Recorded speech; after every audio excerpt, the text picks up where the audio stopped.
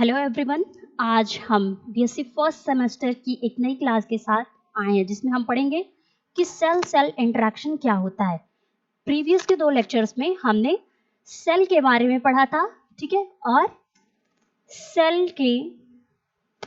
Cell membrane के different models की भी स्टडी की थी।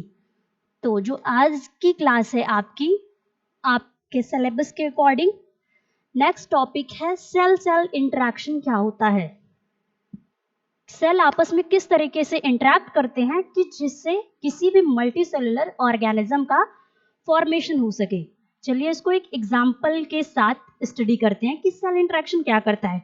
इमेजिन करिए कि हमारी बॉडी है, ठीक है, एक सिटी की तरह है। अब सिटी में क्या होता है कि वहां पे बहुत से लोग मौजूद होते हैं और सिटी के ग्रोथ करने के लिए वहां के हर फील्ड में हमको काम करना पड़ता है।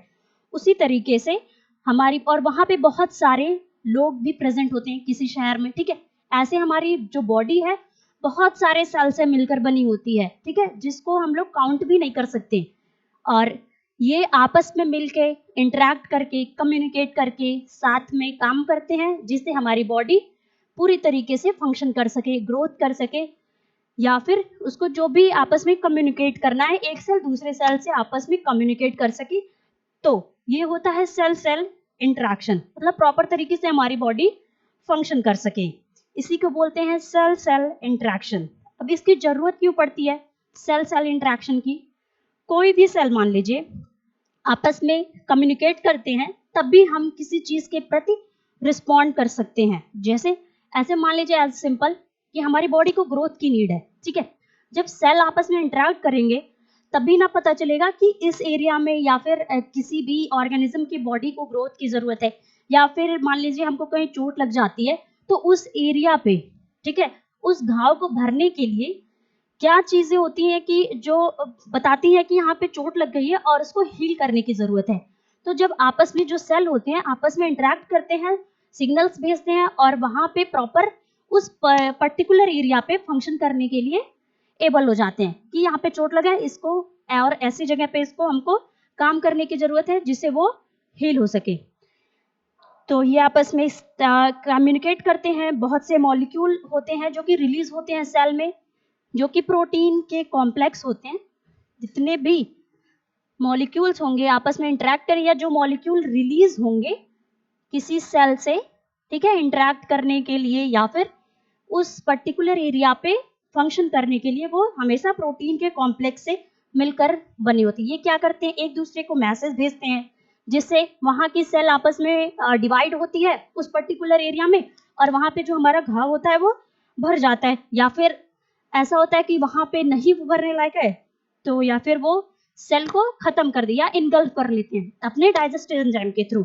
एज फॉर एग्जाम्पल ऐसे समझते हैं कि अभी बताएं कि किसी जगह हमें इंजरी हो गई है या कट लग गए हैं, तो हम किसी के लिए हेल्प के लिए, मतलब वहां पे हमको हेल्प की नीड पड़ती है। उसी तरीके से हमारा सेल हमारे ब्रेन तक सिग्नल भेजता है, और सिग्नल क्या करते हैं, वो सिग्नल हमको एक्टिवेट करता है या उस पर्टिकुलर एरिया के सेल को एक्टिवेट करता है कि वहां पे हमारी बॉडी को हेल्प की जरूरत है जिससे हमारी बॉडी रिपेयर कर सके जो भी डैमेजेस हुए हैं, ठीक है।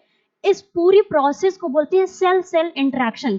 सेल का आपस में बातचीत करना, अपने मॉलिक्यूल्स या कोई भी किसी भी तरीके से आयंस के थ्रू या जो भी कॉम्प्लेक्सेस होते हैं उसके थ्रू कम्युनिकेट करना, ये होता है हमारा सेल सेल इंटरेक्शन। अब जरूर ये है कि हमारे सेल को इंटरेक्ट करने की क्यों जरूरत पड़ती है। हमारे सेल्स को इंटरेक्ट करने की जरूरत क्यों पड़ती है? हमको जरूरत इसलिए पड़ती है क्योंकि सेल, देखिए यहां पे लिखा है cell interaction is vital for growth. Cell interaction is vital for growth, development, tissue repair, immune responses and overall coordination in body without serious consequences like disease or cell death can occur।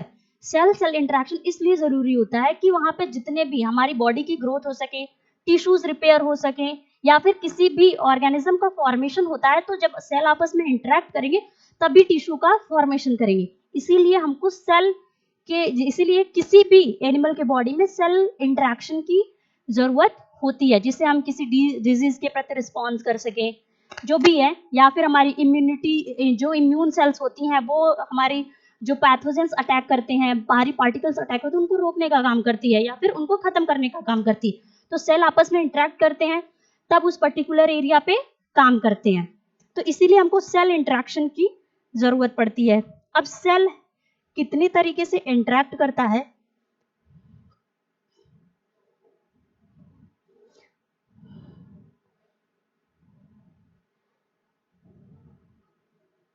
एक minute. Cell जो interact करता है वो किन किन तरीकों से करता है। इसमें जो हमारा सेल है वो दो तरीके से इंटरेक्ट करता है, एक को बोलते हैं स्टेबल और परमानेंट इंटरेक्शन। स्टेबल और परमानेंट इंटरेक्शन, ऐसे इंटरेक्शन जो कि जब से ही किसी की एनिमल की बॉडी या किसी भी मल्टी सेलुलर या फिर एनिमल किसी भी ऑर्गेनिज्म की बॉडी का फॉर्मेशन हो रहा है तब से वो इंटरेक्शन सेल्स में आपस में प्रेजेंट है, तो ऐसे इंटरेक्शन को बोलते हैं स्टेबल या परमानेंट इंटरेक्शन।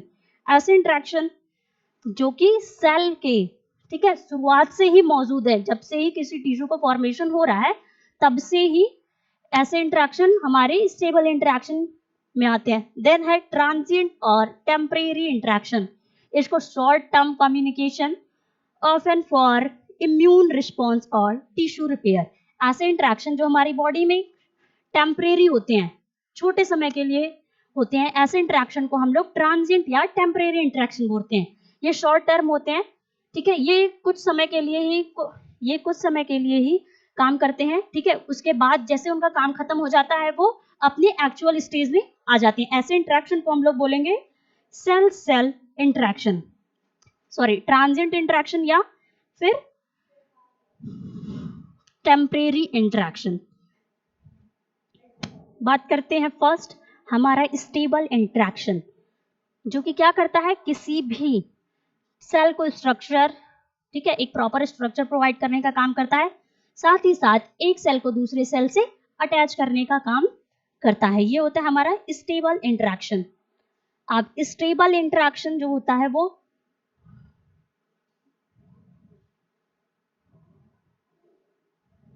जो हमारा स्टेबल इंटरेक्शन है, ठीक है, ये तीन तरीके से फंक्शन करता है किसी की बॉडी में। स्टेबल इंटरेक्शन क्या होता है, ये ऐसे परमानेंट कनेक्शन होते हैं सेल्स के आपस में कि जो हमेशा काम करते रहते हैं और एक सॉलिड वॉल का फॉर्मेशन करते हैं, जिससे सेल आपस में एक सेल दूसरे सेल के सरफेस पे काम कर सके। ये होता है हमारा स्टेबल इंटरेक्शन। स्टेबल इंटरेक्शन शुरू से ही हमारी बॉडी में प्रेजेंट होते हैं। इनका क्या होता है, एक प्रॉपर स्ट्रक्चर प्रोवाइड करना, ठीक है, साथ ही साथ आपस में कनेक्टेड रहना। बहुत से सेल आपस में कनेक्ट रहते हैं, ठीक है, ये एक सॉलिड वॉल की तरह किसी भी सेल को एक वॉल के जैसे प्रोटेक्शन प्रोवाइड करते हैं उसके बाहर के एनवायरनमेंट से, ठीक है, या फिर बाहर की चीजों के प्रति रिस्पॉन्ड करने में। तो ये होता है हमारा स्टेबल इंटरेक्शन। और इन्हीं इंटरेक्शन जिस पॉइंट पे सेल आपस में अटैच रहते हैं उसको बोलते हैं जंक्शन। ये जंक्शन के थ्रू एक सेल स्टेबल इंटरेक्शन में जंक्शन के थ्रू आपस में जुड़े रहते हैं स्टेबल इंटरेक्शन में। और ये जंक्शंस बॉडी में कितने तरीके के होते हैं, फर्स्ट है हमारा tight junction, then gap junction and desmosomes. ये तीन तरीके के स्टेबल इंटरेक्शन किसी भी मल्टी सेलुलर ऑर्गेनिज्म की बॉडी में प्रेजेंट होते हैं और ये आपस में, ठीक है, पर्टिकुलर एरिया में मौजूद होंगे। वहाँ के बॉडी ऑर्गन को, वहाँ के टिश्यूज को आपस में, सेल्स को आपस में कनेक्ट किए रहेंगे जिससे कोई भी बाहर के पार्टिकल सेल के अंदर ना जा सके।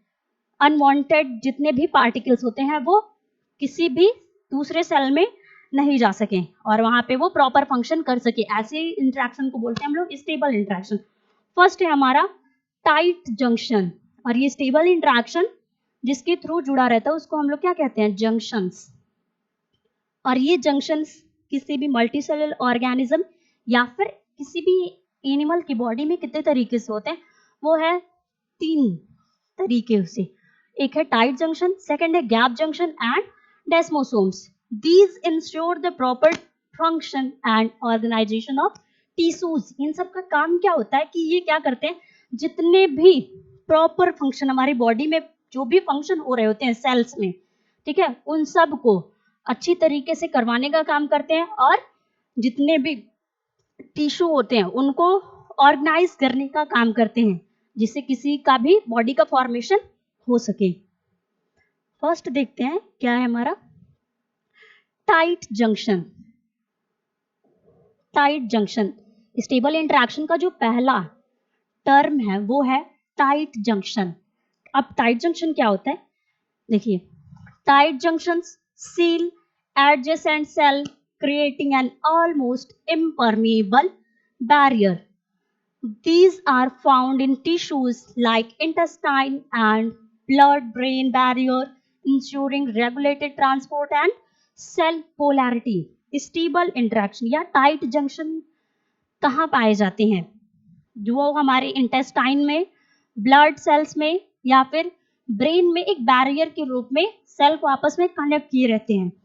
ऐसे इंटरेक्शन को बोलेंगे टाइट जंक्शंस। ये स्टेबल इंटरेक्शन का फर्स्ट है जिसको टाइट जंक्शन कहते हैं। टाइट जंक्शन क्या करता है कि जितने भी अनवांटेड सब्सटेंस या पार्टिकल्स होते हैं कि सेल के अंदर उनको नहीं एंटर करना है, एंट्री नहीं देनी है, ठीक है, तो वो उस एरिया को पूरी तरीके से कवर करने का काम करते हैं, ठीक है, एज अ जिप की तरह। जैसे चैन होता है, चैन हम लोग जिप का यूज करते हैं, ठीक है, तो वो क्या करता है कि जिप के अंदर, उस बैग के अंदर जिसे जिप लगा होता है, तो उसको उसमें जो भी सामान है उसको प्रोटेक्ट करने का काम करते हैं कि वो बाहर के एनवायरनमेंट से सेपरेट कर रहा है, ठीक है, एक बैरियर के रूप में काम कर रहा है। इसी तरीके से जो सेल आपस में अटैच होंगे जिस जंक्शन के थ्रू, ठीक है, जहां पे कोई भी मॉलिक्यूल इस सेल से बाहर नहीं जा सके, सेल से कोई भी मॉलिक्यूल सेल से बाहर या कोई भी बाहरी मॉलिक्यूल, बाहरी सब्सटेंस सेल के अंदर एंटर नहीं कर सके, ऐसे जंक्शन को बोलते हैं टाइट जंक्शंस। ये कहाँ कहाँ पाए जाते हैं, हमारे इंटेस्टाइनल सेल्स में, ठीक है, इंटेस्टाइन में पाए प्रेजेंस होंगे, साथ ही साथ हमारे ब्लड सेल्स में प्रेजेंट होंगे और ब्रेन में जो नर्व सेल्स या ब्रेन सेल्स जो प्रेजेंट होती है वहां पे प्रेजेंट होते हैं। ये एक बैरियर की तरह काम करते हैं, ठीक है, एक बैरियर के तरीके से काम करते हैं। जैसे हमारे घर में दीवारें होती हैं, ठीक है, वो अलग अलग रूम को सेपरेट करने का काम करती हैं, ठीक है, उसी तरीके से टाइट जंक्शन होते हैं कि पर्टिकुलर सेल को अलग करते हैं लेकिन आपस में सेल से इंटरेक्ट रहेंगे। जैसे घर है उसमें बहुत से रूम होते हैं, ठीक है, लेकिन वो तो प्रेजेंट है किसी घर में ही, और इसी तरीके से सेल भी है जो आपस में अटैच तो रहेंगे लेकिन बिना किसी ऐसे, मतलब बिना किसी को कोई नुकसान पहुंचाए आपस में इंटरेक्ट किए रहते हैं। ऐसे इंटरेक्शन को बोलते हैं टाइट जंक्शंस।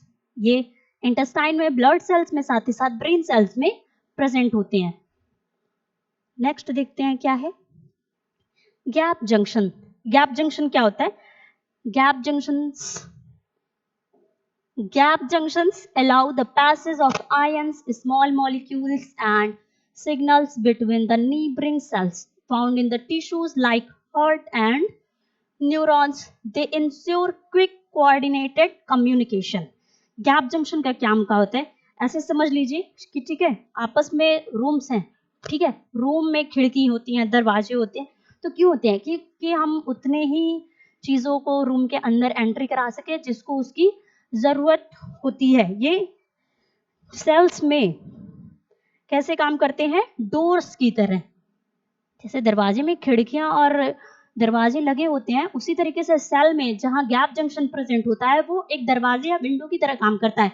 वो उन्हीं पार्टिकल्स को अपने अंदर एंट्री करता है जो उसके लिए नेसेसरी होते हैं, जैसे आयंस की एंट्री कराता है या फिर जो भी स्मॉल मॉलिक्यूल्स होते हैं जो इसको लगता है कि उसे एंट्री देनी चाहिए सेल के अंदर, तो उससे ऐसे जंक्शन को हम लोग गैप जंक्शन बोलते हैं। ये आपस के सेल्स में किस तरीके से अटैच होंगे, सिग्नल्स भेजते हैं। ये एक सेल से दूसरे सेल में सिग्नल भेजेंगे कि हमको ऐसी जगह ये काम करना है। जो भी उनको आपस में कम्युनिकेशन करता है वो सिग्नल के थ्रू करते हैं। और साथ ही साथ ये कहाँ प्रेजेंट होते हैं, ये हमारे हार्ट में, हार्ट के टिश्यूज में प्रेजेंट होते हैं, मतलब कार्डियक टिश्यूज में प्रेजेंट होते हैं। साथ ही साथ न्यूरॉन्स, ठीक है, न्यूरॉन्स में प्रेजेंट होते हैं। ये नर्व इम्पल्सेस के थ्रू, आयंस के थ्रू आपस में एक दूसरे को जोड़े रहते हैं या फिर मैसेज या सिग्नल को भेजने का काम करते हैं। ऐसे जंक्शन को हम लोग बोलते हैं गैप जंक्शन। गैप जंक्शन समझ लीजिए डोर्स की तरह। जो हमारा टाइट जंक्शन था वो रूम को जैसे सेपरेट करने के लिए वॉल की जरूरत होती है, उस तरीके से हमारा टाइट जंक्शन काम करता है। तो ये था हमारा गैप जंक्शन और टाइट जंक्शन। नेक्स्ट है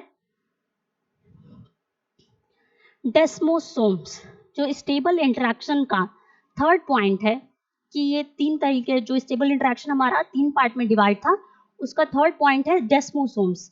डेस्मोसोम्स क्या होते हैं? Desmosomes act as strong anchors connecting the neighboring cells. They are vital in tissues like the skin and heart muscles, providing strength and flexibility during the mechanical stretch. Gap junction का काम क्या होता है? जैसे nails है, nails हमारे muscle से attach हैं, किसके थ्रू? डेस्मोसोम, एक तरीके का जंक्शन है, उसके थ्रू अटैच है। या फिर जो भी हमारी बॉडी में मूवमेंट होती है तो क्या करता है? सेल सिकुड़ता है फिर फैलता है, ठीक है। जो भी हम कॉन्ट्रैक्शन वाली चीजें होती हैं, जो भी हमारी सेल कॉन्ट्रैक्ट कर सकता है, ठीक है, कॉन्ट्रैक्शन, एक्सपेंशन, तो ये ऐसे जगह पे जो जंक्शन काम करेगा उसको बोलेंगे डेस्मोसोम्स। जैसे हमारा हार्ट है, ठीक है, हमारे हार्ट के जो सेल्स हैं या फिर मसल्स हैं, हमेशा क्या करते हैं? पंप करते रहते हैं, ठीक है, एक रिदमिक मोशन में। एक मोशन में क्या होगा? एक्सपेंशन में सेल हमारा जो कार्डियक मसल या कार्डियक सेल्स है वो फैलेंगे, फिर वो श्रिंक हो जाएंगे, फिर फैलेंगे, फिर श्रिंक हो जाएंगे। तो ऐसी जगह पे जो जंक्शन काम करता है उसको डेस्मोसोम्स बोलते हैं। साथ ही साथ ये हमारे स्किन में प्रेजेंट होता है। हम अपने हाथों को मूव करते हैं, हमारी ज्वाइंट मूव होती है, हमारे मसल्स हम लोग बात करते हैं, जहां पे भी स्ट्रेचिंग का काम करता है या फिर फ्लेक्सिबिलिटी प्रोवाइड करने का काम करता है जो जंक्शन, उसको बोलते हैं desmosomes. Desmosomes act as strong anchors. ये एक दूसरे को इस तरीके से जोड़ने का काम करते हैं, कनेक्टिंग द नीबरिंग सेल्स, आपस में एंकर्स के थ्रू, जो कि उसके आसपास, जो उनके आसपास सेल्स प्रेजेंट होती हैं उसको जोड़ने का काम करते हैं। They are vital in tissues like, और ये किन टिश्यूज में पाए जाते हैं? जो हमारी स्किन की टिश्यूज होती है उसमें प्रेजेंट होते हैं, जहां भी हमको फ्लेक्सिबिलिटी की जरूरत होती है, ठीक है। ऐसी जगह पे जो जंक्शन काम करेंगे सेल को आपस में जोड़ने का, जो जंक्शन होगा वो होगा हमारा डेस्मोसोम्स। स्किन में प्रेजेंट होंगे, हार्ट मसल में प्रेजेंट होंगे, ठीक है। और क्या प्रोवाइड करते हैं? उसको स्ट्रेंथ प्रोवाइड करते हैं, साथ ही साथ उसको फ्लेक्सिबिलिटी प्रोवाइड करते हैं, जिससे मैकेनिकल स्ट्रेच, जो भी स्ट्रेसेस होती हैं, ठीक है, उससे वो अपने आप को प्रोटेक्ट कर सके।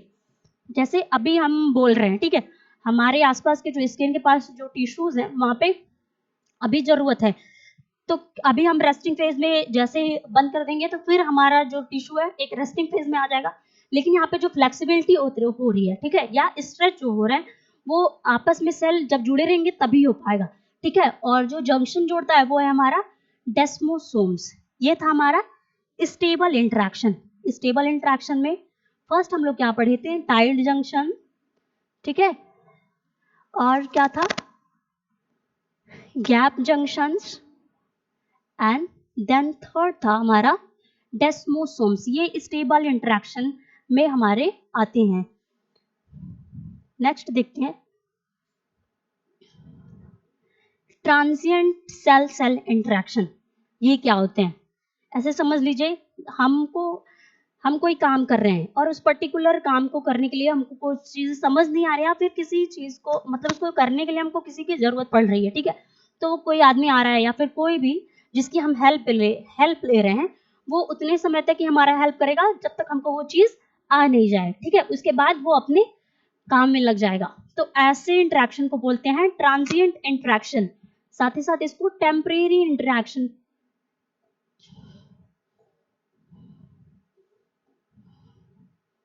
ट्रांजिएंट इंटरेक्शन या फिर टेम्परेरी इंटरेक्शन, इसको टेम्परेरी इंटरेक्शन भी बोलते हैं, ठीक है, ट्रांजिएंट या टेम्परेरी या फिर शॉर्ट टर्म इंटरेक्शन। ये शॉर्ट टर्म नाम से ही आपको पता चल रहा होगा कि ऐसे इंटरेक्शन जो हमारी बॉडी में थोड़ी समय के लिए होते हैं, ठीक है, ऐसे को शॉर्ट टर्म इंटरेक्शन बोलते हैं। और इन इंटरेक्शन का क्या काम होता है, जैसे मान लीजिए हमारा सेल है, ठीक है, एक किसी शॉर्ट टर्म के लिए हमको सेल में कोई चीज, मान लीजिए हमको कट लग गई है, ठीक है, हमारी बॉडी में कट लग गई है, तो क्या होगा कि जो आपस के उसके नीबरिंग सेल्स हैं वो हमारे ब्रेन तक सिग्नल भेजेंगे कि वहां पे हमको तुरंत रिस्पांस की जरूरत है, यहाँ पे कट लग गया है, वहां पे ब्लड की फ्लो हो रही है और उसको रोकने की जरूरत है। तो वो क्या होंगे, वहां के सेल एक्टिवेट हो जाएंगे, वहां से प्रोटीन के कॉम्प्लेक्सेस आपस में सेंड करेंगे, ठीक है, जिससे इसको पता चले कि हमको इस पर्टिकुलर एरिया में काम करने की जरूरत है। जैसे ही ब्लड का फ्लो होना बंद हो जाएगा या फिर चोट लगी है घाव बंद हो जाएंगे, तो वैसे ही जो सेल वहां पे काम कर रहे होते हैं वो अपने फिर रेस्टिंग फेज में आ जाते हैं या फिर एज यूजुअल जो भी वो काम हमारी बॉडी में कर रहे होते हैं। तो मतलब थोड़े समय के लिए वो आते हैं, अपना काम करते हैं, फिर चले जाते हैं। ऐसे इंटरेक्शन को ट्रांजिएंट सेल सेल इंटरेक्शन या फिर टेम्परेरी इंटरेक्शन बोलते हैं। ठीक है, अब ये कैसे होता है, जितने भी हमारे इम्यून सिस्टम के सेल्स होते हैं, ठीक है, जितने भी हम इम्यून जो भी इम्यून रिस्पॉन्स करते हैं, ऐसे टाइम में जो भी इंटरेक्शन पाया जाता है उसको बोलते हैं टेम्परेरी इंटरेक्शन या फिर ट्रांजिएंट सेल सेल इंटरेक्शन। अब जैसे हमारा व्हाइट ब्लड सेल, ठीक है, व्हाइट ब्लड सेल का क्या क्या काम होता है, वैसे तो ये तो है ब्लड सेल, लेकिन साथ ही साथ इसको इम्यून सेल्स भी कहते हैं। क्यों कहते हैं, क्योंकि आसपास के जितने भी चीजें हो रही हैं, जैसे कोई पैथोजेंस या फिर डिजीज हमारे ऊपर अटैक कर रही है, बैक्टीरिया का अटैक हो रहा है, तो वो सब को रोकने का काम या तुरंत रिस्पॉन्स देने का काम कि ये चीजें हमारी बॉडी के लिए सुटेबल नहीं है, ठीक है, तो ऐसे में हमारा व्हाइट ब्लड सेल काम करता है। और ये क्या करता है, उस पर्टिकुलर जो प्रॉब्लम की एरिया है उस पर तुरंत काम करने का काम हाँ काम करता है, आपस में सेल से इंटरेक्ट करता है, ठीक है, और उस इशू को फिक्स करने का काम करता है। और इसके बाद वो सेल फिर अपने ब्लड के साथ, ब्लड सेल के साथ मिल जाता है, अब एज यूजुअल अपना वर्क करने लगता है जो पहले से उसका काम होता है। तो ये था हमारा टेम्परेरी इंटरेक्शन। अब क्या है कि ये इंटरेक्शन की जरूरत क्यों पड़ती है, किसी भी बॉडी में इंटरेक्शन की जरूरत क्यों पड़ती है।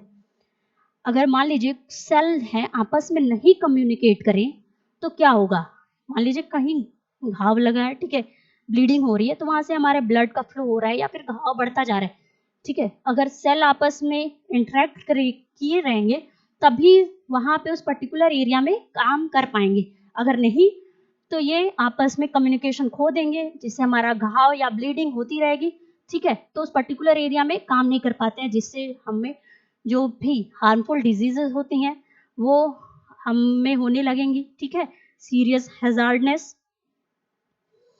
और इनका अगर मान लीजिए ऐसे एरिया पे जहाँ पे हम सेल के ऊपर कोई कंट्रोल ही नहीं है, जब सेल आपस में कम्युनिकेट किए रहेंगे तभी उन पे कंट्रोल भी होता है, अगर ये कंट्रोल नहीं हो पाए तो क्या होगा कि वहां पे उस पर्टिकुलर एरिया में बहुत सारा अनकंट्रोलेबल ग्रोथ होने लगेगा सेल्स का, ठीक है, जो डिजीज काज करते हैं, जैसे ट्यूमर। ट्यूमर क्या होता है कि जहाँ तो ऐसी पर्टिकुलर एरिया में जहाँ की सेल की ग्रोथ रैपिड होने लगती है, वहां पे कोई कंट्रोल नहीं होता है कि सेल को रोका जा सके डिवाइड होने से, ठीक है, तो ऐसे क्या कॉज करते हैं, सेल आपस में अगर नहीं कम्युनिकेट किए रहे तो ट्यूमर कॉज करने लगते हैं या फिर कैंसर जैसी बीमारी होने लगती है ऐसी जगहों पे, ठीक है। और फिर था हमारा immune cell interaction. Immune cell interaction एक तरीके का हमारा ट्रांजिएंट या टेम्परेरी इंटरेक्शन होता है, जो कि कहाँ होता है, white blood cells use cell adhesion molecules CAMs to move through tissues and fight infection. T cells and beta cells communicate with other immune cells to destroy pathogens and maintain the body defenses. ऐसे interaction में क्या होता है, immune cell interaction में जो हमारा white blood cell होता है इसको बोलते हैं इम्यून रिस्पॉन्स सेल, ठीक है, इम्यून सेल या फिर जो भी सेल इम्यून सेल का फॉर्मेशन करते हैं, सेल आपस में इंटरेक्ट करते हैं, ठीक है, तो उसको बोलेंगे इम्यून सेल इंटरेक्शन। ये क्या करते हैं, किसके थ्रू जुड़े रहते हैं इम्यून सेल इंटरेक्शन, जिस मॉलिक्यूल्स के थ्रू जुड़े रहेंगे उसको बोलेंगे CAMS। It means C means cell adhesion, cell adhesion molecules. इस मॉलिक्यूल्स के थ्रू इम्यून सिस्टम के सेल्स आपस में इंटरेक्ट करते हैं, आपस में जुड़े हुए रहते हैं, कम्युनिकेट करते हैं। ऐसे मॉलिक्यूल्स को हम सेल एडहेशन मॉलिक्यूल कहते हैं। सेल एडहेशन मॉलिक्यूल ये कहा क्या होते हैं, जो हमारे सेल एडहेशन मॉलिक्यूल या इम्यून सेल जो होते हैं उसको, जो इम्यूनिटी बढ़ाने या इम्यून सिस्टम, जो इम्यून सेल्स होते हैं उसको बोलते हैं वाइट ब्लड सेल्स। जितने जो भी हमारे वाइट ब्लड सेल्स होते हैं वो ही इम्यून सेल्स कहे जाते हैं, क्योंकि यही पर्टिकुलर एरिया पे प्रॉपर फंक्शन करते हैं उस चीज को खत्म करने के जो हमारी बॉडी के लिए नहीं सुटेबल होती हैं। क्या करते हैं, बहुत सारे टिश्यूज, मतलब इन्फेक्शंस, जो भी इन्फेक्शंस हो जाती हैं बॉडी में, ठीक है, जो इन्फेक्शन हो जाती हैं उसको खत्म करने का काम करते हैं, ठीक है, उसके अगेंस्ट फाइट करने का काम करते हैं।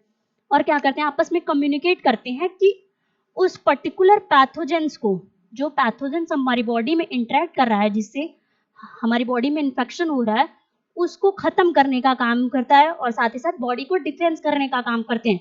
जैसे क्या होता है, बॉर्डर पे सैनिक लगे हुए रहते हैं, ठीक है, जैसे कुछ देखते हैं कि हमारे एरिया में कोई चीजें, ठीक है, एंटर कर रही हैं या फिर अटैक हो रहा है तो तुरंत एक्टिवेट हो जाते हैं। इसी तरीके से इम्यून सेल्स होते हैं, जैसे ही कोई चीज, कोई हार्मफुल चीज, पैथोजेंस, डिजीज, इन्फेक्शंस, बैक्टीरियाज हमारी बॉडी जब भी किसी की बॉडी में एंटर करेंगे तो तुरंत हमारा इम्यून सेल एक्टिवेट हो जाएगा और उस पर्टिकुलर प्रॉब्लम के लिए तुरंत एक्टिवेट हो जाएगा और उसको खत्म करने का काम करेगा और बॉडी को मेंटेन, बॉडी को डिफेंस पहुंचाने का काम करेगा।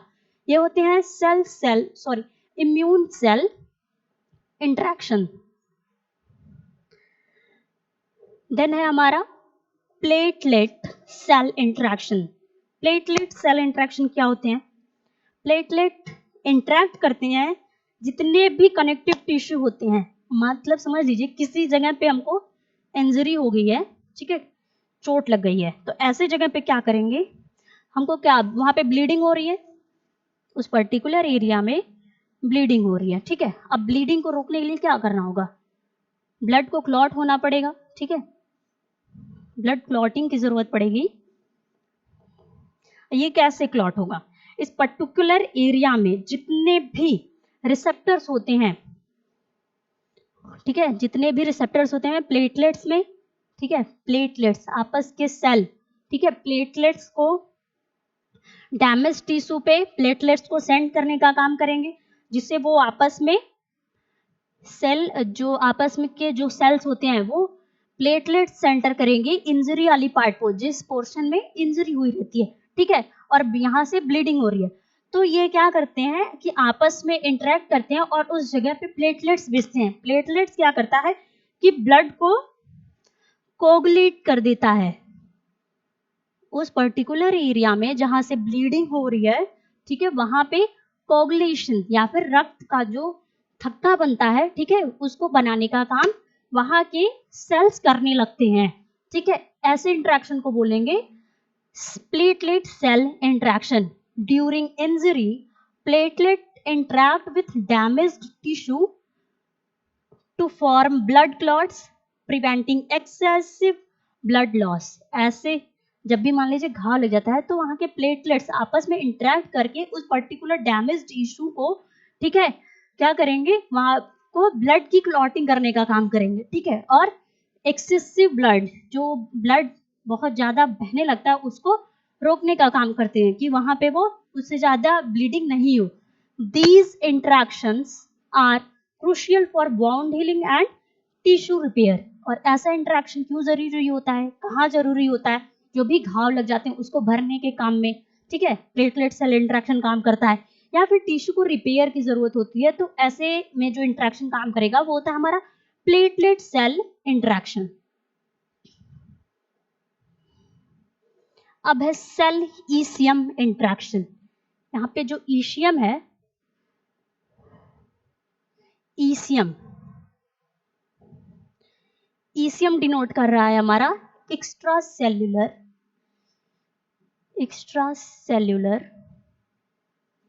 मैट्रिक्स।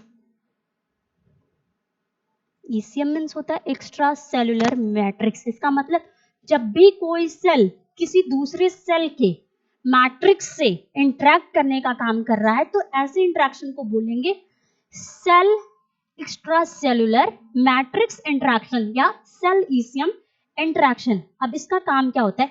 अभी तक हम लोगों ने स्टेबल इंटरेक्शन के बारे में पढ़ा था, तो वो क्या था कि सिर्फ स्टेबल इंटरेक्शन क्या काम करता है कि सेल के जो ये सरफेस होती है, ठीक है, इस एरिया पे काम करने का काम करता है।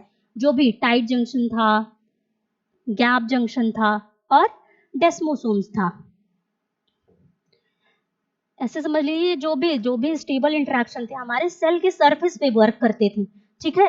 और जो ट्रांजिएंट है या फिर जो सेल और एक्स्ट्रा सेलुलर मैट्रिक्स है, ये एक सेल है और ये जो सेल में मैट्रिक्स प्रेजेंट है, ये सेल के दूसरे सेल के मैट्रिक्स से जब कनेक्ट करती है तो ऐसे इंटरेक्शन को बोलेंगे cell extracellular matrix interaction. और इसका काम क्या होता है?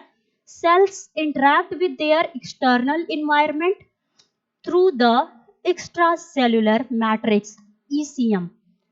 अब जो भी सेल्स, ठीक है, अपने एक्सटर्नल इन्वायरमेंट से बॉन्ड बनाते हैं, ठीक है, उससे अटैच होते हैं, तो ऐसे इंटरेक्शन को बोलेंगे एक्स्ट्रा सेलुलर मैट्रिक्स इंटरेक्शन। ये क्या होता है? In network of proteins that provides structural support and guides cell behavior such as migration, growth and healing। अब ये इंटरेक्शन कैसा होता है? ये प्रोटीन के कॉम्प्लेक्सेस से मिलकर बना होता है, ठीक है, जो कि उसको एक स्ट्रक्चरल सपोर्ट सेल को प्रोवाइड करता है और क्या करता है कि सेल को गाइड करने का काम करता है कि सेल को इस पर्टिकुलर एरिया में सिर्फ यही फंक्शन करना है, इसके अलावा और कुछ नहीं। मान लीजिए किसी सेल को माइग्रेशन की जरूरत है, मतलब एक सेल है उसको माइग्रेट करना है, तो ऐसे में जो इंटरेक्शन काम करेगा वो ये वाला interaction cell to ECM interaction काम करेगा। साथ ही साथ हमारी बॉडी में ग्रोथ की जरूरत है, ठीक है, ऐसे में जो इंटरेक्शन काम करेगा ये है हमारा सेल ईसीएम इंटरेक्शन और हीलिंग करने का काम करता है ये सेल ईसीएम इंटरेक्शन। तो ये था हमारा सेल ईसीएम इंटरेक्शन। नेक्स्ट है कि इन सब का इंटरेक्शन जो होते हैं वो, एक minute, role of integrins in cell ECM interaction. Role of integrins, ये इंटीग्रिन्स क्या है? अभी हम लोग पढ़े थे कि जो मॉलिक्यूल एक सेल से दूसरे सेल को अटैच करने का काम करता है उसको बोलते हैं CAM, सेल एडिशन मॉलिक्यूल। ये कैसे होते हैं? ट्रांजिएंट इंटरेक्शन में ज्यादातर प्रेजेंट होते हैं। जो ये हमारा इंटीग्रिन्स है वो भी एक तरीके का सेल एडिशन मॉलिक्यूल होता है और ये मॉलिक्यूल सेल को किसी दूसरे सेल के मैट्रिक्स या एक्स्ट्रा सेलुलर मैट्रिक्स से अटैच करने का काम करता है। और इसका बॉडी में रोल क्या होता है या ऐसी जगहों पे इनका रोल क्या होता है? इंटीग्रिन्स क्या करते हैं? Integrins are the receptors that link the ECM to the cell's internal cytoskeleton. जैसे हमारी बॉडी में स्केलेटन, जैसे हमारी बॉडी होती है, ठीक है, बोन्स स्केलेटन की तरह काम करते हैं, ठीक है, उसी तरीके से सेल में कुछ चीजें प्रेजेंट होती हैं जो कि प्रोटीन से मिलकर बनी होती हैं, जैसे माइक्रोट्यूब्यूल्स और माइक्रोफिलामेंट्स। इसका काम क्या होता है कि ये स्केलेटन प्रोवाइड करते हैं सेल को, मतलब उसको प्रॉपर स्ट्रक्चर, ठीक है, प्रॉपरली स्ट्रक्चराइज करते हैं किसी भी सेल को। तो ये इंटीग्रिन प्रोटीन क्या करता है? एक रिसेप्टर की तरह काम करता है जो कि एक्स्ट्रा सेलुलर मैट्रिक्स को किसी दूसरे सेल से अटैच करने का काम करता है। फिर ये क्या करता है? Helping cells sense mechanical cues from the surroundings. साथ साथ क्या करता है? ऐसे सेंस प्रोवाइड करता है जो कि उसके सराउंडिंग में आसपास चीजें हो रही हैं, ठीक है, उसके प्रति वो रिस्पॉन्ड कर सके। तो एक सेंस की तरह, ठीक है, एक सेंस भेजने का काम करता है आपस में सराउंडिंग से. This process is vital for tissue repair and bond healing. और ये प्रोसेस, ये जो मॉलिक्यूल है CAM मॉलिक्यूल, ठीक है, CAM मॉलिक्यूल इंटीग्रिन्स. इंटीग्रिन्स का काम क्या होता है कि सेल को उसके एक्स्ट्रा सेलुलर मैट्रिक्स से अटैच कर दिया, ठीक है, साथ ही साथ सेल के जो जिस मॉलिक्यूल से अटैच हुआ है अगर वहां पे कोई भी चोट लगे, घाव लग गया, ठीक है, टिश्यू को रिपेयर करने का काम, साथ ही साथ बाउंड हीलिंग करने का काम करता है. ये इंटीग्रिन्स का काम होता है कि जो ये आपस में जुड़े रहते हैं जिस मॉलिक्यूल्स के थ्रू, वो है इंटीग्रिन्स. तो ये था हमारा कि इनका रोल क्या होता है. Cell adhesion molecule as a integrins का रोल क्या होता है सेल सेल इंटरेक्शन में या सेल के एक्स्ट्रा सेलुलर मैट्रिक्स के इंटरेक्शन में. नेक्स्ट है mechano transduction. Mechanotransduction. Mechanotransduction is the process where cell sense mechanical changes in their environment and adjust their behavior accordingly. This allows cells to respond to external forces like pressure and tension. ऐसे समझ लीजिए, ठीक है, कि हम अपनी body पे किसी तरीके का प्रेशर दे रहे हैं, ठीक है, एक्सटर्नल जो प्रेशर होते हैं वो लग रहा है किसी भी एनिमल की बॉडी में, उसके प्रति जो रिस्पॉन्ड होता है, ठीक है, या फिर जो भी टेंशन होता है, तनाव होता है, उसको जो मैकेनो ट्रांसडक्टर है वो हील करने का काम करता है कि या फिर वो सेल उसको सहन कर सके. Mechano transduction is the process, ये एक ऐसी प्रोसेस होती है जो कि सेल्स को मैकेनिकल चेंज, जैसे सेल है, ठीक है, मान लीजिए कोई सेल बहुत चौड़ा है, अगर उसे प्रेशर लगाया जाए तो जाहिर सी बात है वो श्रिंक करने का काम करेगा, ठीक है. तो ऐसे में मैकेनो ट्रांसडक्शन की प्रोसेस यूज होती है जो कि बाहर से जो इन्वायरमेंटल इफेक्ट पड़ रहा है सेल के ऊपर, वो उसके प्रति सेल आपस को खुद को चेंज कर सके, ठीक है, उसके थ्रू एडजस्ट करने का काम कर सके. और जो भी उस एक्सटर्नल फोर्सेस, ठीक है, जैसे प्रेशर एंड टेंशन उसके ऊपर पड़ रहा है तो उसके प्रति सेल हमारा रिस्पॉन्ड कर सके. ऐसे ट्रांसडक्शन को बोलते हैं मैकेनो ट्रांसडक्शन. साथ ही साथ ये देखते हैं कि pathological implications to fault interactions. अगर सेल सेल इंटरेक्शन सिर्फ हमारी बॉडी में नहीं होती है, इसकी बहुत सारी स्टडी करने के बाद ये भी पता चला कि इसको ऐसे इंटरेक्शन को हम लोग यूज कर सकते हैं कि वो पैथोलॉजिकल, ठीक है, मतलब जैसे पैथोलॉजिकल फील्ड में इसका यूज हो सके. पैथोलॉजिकल फील्ड में अगर इसका यूज हो सके, ठीक है, ऐसी स्टडी की गई कि इससे बहुत सारी डिजीज से फाइट करने में हेल्प मिलती है, ठीक है. ये क्या होता है व्हेन सेल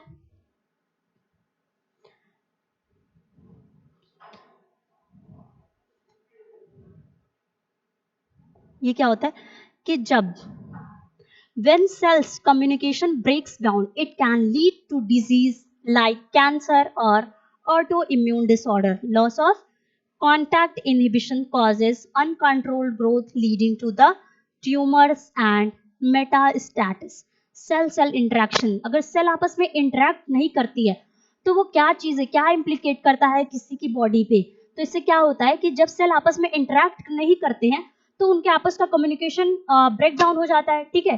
फिर उसके बाद उस पर्टिकुलर एरिया में जहाँ पे सेल आपस में इंटरेक्ट नहीं कर पा रहे हैं वहाँ पे सेल डिवीजन बहुत ज़्यादा होने लगता है जिससे हमारी बॉडी में बहुत सारी बीमारियां होने लगती है, ठीक है. या फिर वहाँ पे अगर सेल एक्टिवेट नहीं रहा, आपस में इंटरेक्ट नहीं किए रहे, तो अगर उस पर्टिकुलर एरिया से हमारी बॉडी में कोई भी पैथोजन एंटर कर रहा है तो हमारी बॉडी में इजिली एंटर कर लेगा, ठीक है. तो ये होते हैं पैथोलॉजिकल इम्प्लीकेशंस जो कि क्या सेल इंटरेक्शन अगर नहीं हो रहा बॉडी में तो उससे होते हैं, ठीक है. इससे क्या होता है कि सेल में डिजीजेस कॉज होते हैं. क्या होता है जैसे कैंसर. कैंसर क्या होता है, कैंसर को एक सिंपल डिफिनेशन से जाने तो uncontrollable growth of cells is known as cancer.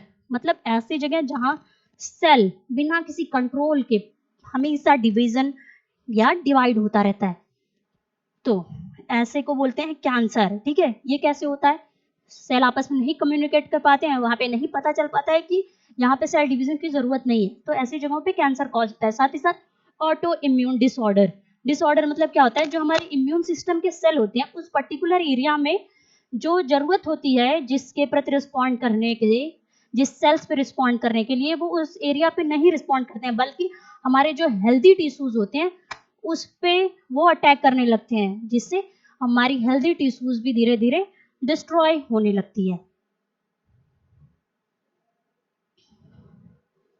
फिर कैंसर एंड मेटास्टैटिस, कैंसर एंड मेटास्टैटिस ये क्या है, हमारा पैथोलॉजिकल इम्प्लीकेशंस है। ठीक है,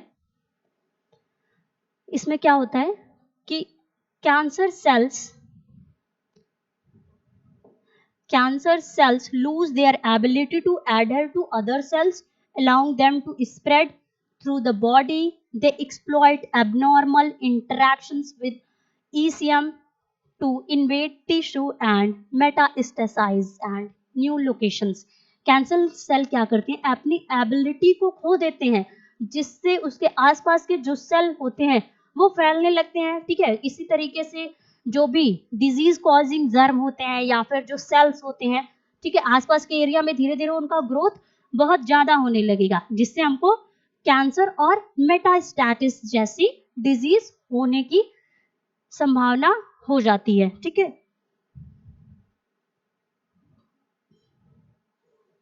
फिर है ऑटो इम्यून रिस्पॉन्स, ये भी हमारा एक तरीके का पैथोलॉजिकल इम्प्लीकेशन है।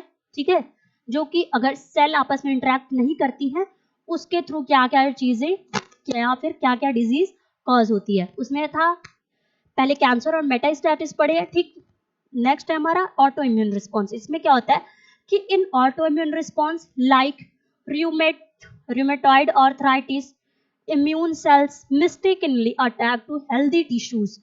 Faulty of cell interactions lead to the inflammation and chronic damage in the tissue like joints. Autoimmune disorder ऐसे होते हैं कि जिस एरिया में उसको जरूरत होती है वहां पे काम करने की, उस एरिया में नहीं करते हैं, बल्कि जो हेल्दी टिश्यूज होते हैं उस पे अटैक करने का काम करते हैं। और इसमें क्या चीजें कॉज होती हैं, जैसे कि ऑर्थराइटिस, यहाँ के इम्यून सेल्स क्या होती हैं कि वो किसी भी या फिर जो भी म्यूटेशंस होती हैं या फिर जो भी डिसऑर्डर्स हो जाते हैं उसके थ्रू क्या करते हैं, वो हेल्दी टिश्यूज पे अटैक करते हैं, जिससे सेल सेल इंटरेक्शन आपस में खत्म हो जाता है। उससे उस एरिया में क्या होती है, इन्फ्लेमेशन, सूजन होने लगती है। साथ ही साथ वहां पे क्रोनिक डैमेजेस होने लगते हैं टिश्यूज में, जैसे कि ज्वाइंट्स, ज्वाइंट पेन जो होता है वो एक तरीके का हमारा ऑटो इम्यून रिस्पॉन्स डिजीज है। अब क्या है, importance in development and healing. अब इसका सेल सेल इंटरेक्शन का क्या इंपॉर्टेंस हो सकता है किसी के डेवलपमेंट में या फिर किसी भी घाव को भरने के लिए। फ्रॉम द एम्ब्रियोनिक डेवलपमेंट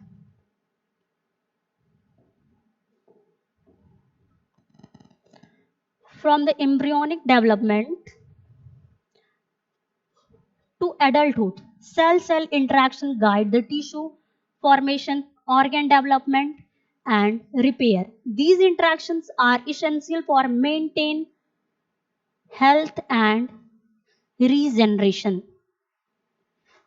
ये क्या इंपॉर्टेंट होता है सेल सेल इंटरेक्शन का, सेल तब से ही इंटरेक्ट करना स्टार्ट करती है जब से किसी भी ऑर्गेनिज्म का एम्ब्रियोनिक डेवलपमेंट हो रहा होता है। एक सिंगल सेल जो कि जाइगोट होता है, ठीक है, यहां से ही जैसे सेल डिवीजन स्टार्ट होने लगता है उसी टाइम से ही जब तक एडल्टहुड नहीं आ जाती तब तक हमारा सेल डिवाइड करता रहता है। ठीक है, ये इंटरेक्शन तब से ही शुरू हो जाता है, जिससे पूरी किसी ऑर्गेनिज्म का फॉर्मेशन होता है, किसी ऑर्गेनिज्म की बॉडी का फॉर्मेशन है, पूरा डेवलपमेंट, टिश्यू का डेवलपमेंट, ऑर्गन का डेवलपमेंट, ऑर्गन सिस्टम का डेवलपमेंट, ये तब से ही सेल सेल इंटरेक्शन के थ्रू ही होता है। ठीक है, और उसमें जो भी रिपेयर उस टाइम अगर कुछ भी चीजें डिसऑर्डर हो जाती हैं, मतलब जो भी उससे डिजीज कॉज होने लगते हैं या फिर डैमेज हो जाते हैं जो टिश्यूज को रिपेयर करने का काम भी वो करने लगती है।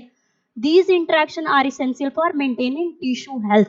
और ये इंटरेक्शन जरूरी क्यों होता है? क्योंकि सेल आपस में एक हेल्दी कम्युनिकेशन मेंटेन कर सके, ठीक है, हेल्दी रह सके, इसलिए सेल सेल इंटरेक्शन का होना जरूरी है। साथ ही साथ रीजनरेशन, ठीक है, अगर पर्टिकुलर एरिया में सेल खत्म हो रही है, डैमेज हो रही है, फिर से वहां पे रीजनरेट हो सके तो कैसे होती है? सेल सेल इंटरेक्शन के थ्रू ही ये चीजें होती हैं। अब देखिए current research and development therapies. Cell cell interaction सिर्फ हमारी बॉडी में नहीं होता, बल्कि इनका बहुत सारी स्टडी, रिसर्च और बहुत सी डिजीज की थेरेपीज के लिए भी होती हैं। जैसे रिसर्च फोकसेस ऑन द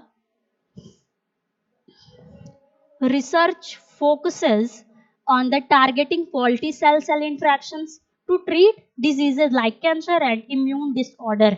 अब इन सब क्या रिसर्च या स्टडी क्या कहती है कि सेल इंटरेक्शन जिस जगह से खत्म हो जाता है उसकी स्टडी करके, ठीक है, और उस बीमारी जैसे कैंसर और इम्यून डिसऑर्डर को खत्म करने के लिए इन सब का यूज होता है, ठीक है। Therapies aim to regulate communication between the cells, reduce inflammation and control tumour spread. और इसका यूज कहाँ कहाँ होता है? इन थेरेपी का यूज इन्फ्लेमेशन जैसे ज्वाइंट्स पेन के लिए हो जाता है, ठीक है, जहां पे सूजन हो रही थी ऐसे एरिया में होता है। और ट्यूमर सेल्स को फैलने से रोकने को हेल्प करने के लिए इन सब चीजों का यूज होता है। तो ये थी आज की क्लास जिसमें हम लोग पढ़े हैं सेल सेल इंटरेक्शन के बारे में, ठीक है। सेल सेल इंटरेक्शन आप मतलब किसी भी सेल का दूसरे सेल से कम्युनिकेट करना, उसके सरफेस के थ्रू या फिर उसके मैट्रिक्स के थ्रू या फिर उसके सराउंडिंग्स के थ्रू, सेल जिस भी माध्यम से, ठीक है, आपस में बातचीत करता है वो था cell interaction. Cell interaction body में दो तरीके के होते हैं, एक शुरू से ही, ठीक है, एम्ब्रियोनिक डेवलपमेंट से ही इंटरेक्शन जो प्रेजेंट होते हैं, और एक होते हैं कि कुछ पर्टिकुलर समय के लिए वो काम करते हैं। इसके बेस पे जो सेल इंटरेक्शन था वो दो पार्ट में डिवाइड था, एक था स्टेबल और एक टेम्परेरी इंटरेक्शन, ठीक है। टेम्परेरी इंटरेक्शन, स्टेबल इंटरेक्शन में हम लोग तीन पार्ट में पढ़े हैं जिसमें टाइट जंक्शन, गैप जंक्शन और डेस्मोसोम्स था। साथ ही साथ टेम्परेरी इंटरेक्शन को क्या पढ़े कि ऐसे इंटरेक्शन होते हैं जो कि शॉर्ट टर्म के लिए या फिर किसी पर्टिकुलर एरिया पे काम करने के लिए जब सेल आपस में कम्युनिकेट करता है, इंटरेक्ट करता है, तो ऐसे इंटरेक्शन को टेम्परेरी इंटरेक्शन कहते हैं। तो ये थी आज आपके बीएससी फर्स्ट सेमेस्टर की एक नई क्लास, ठीक है, cell cell interaction. And thank you so much. Next class में हम फिर पढ़ेंगे एक नया टॉपिक के साथ। Thank you.